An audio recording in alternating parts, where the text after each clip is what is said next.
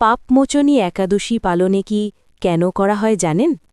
পাপমোচনী একাদশী, চৈত্র কৃষ্ণ একাদশী হল পাপ থেকে মুক্তির অত্যন্ত মহিমান্বিত তিথি, যা বছরের শেষ একাদশী হিসেবে বিশেষ তাৎপর্যপূর্ণ।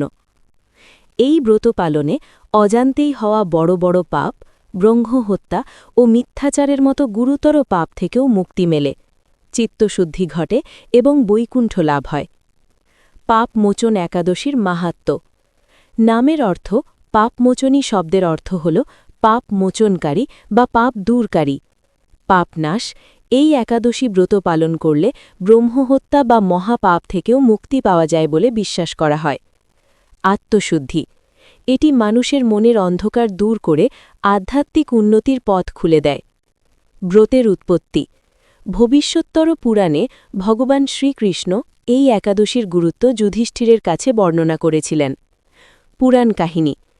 ঋষি মেধাভী মঞ্জুঘোষা নামক অপসরার প্রভাবে তপস্যা ভঙ্গ করে পাপগ্রস্ত হয়েছিলেন। পরে পিতা চবন ঋষির পরামর্শে এই একাদশী ব্রত পালন করে তিনি পাপ মুক্ত হন। মঞ্জুঘোষাও এই ব্রত পালনে পিশাচ রূপ থেকে মুক্তি পান।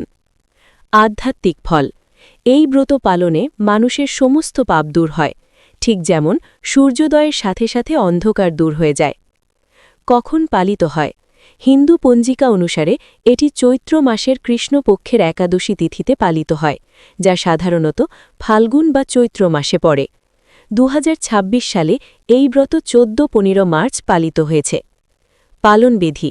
ভগবান বিষ্ণু বা কৃষ্ণের পূজার্চনা, উপবাস এবং সন্ধেবেলায় উপবাস ভঙ্গ করা হয়।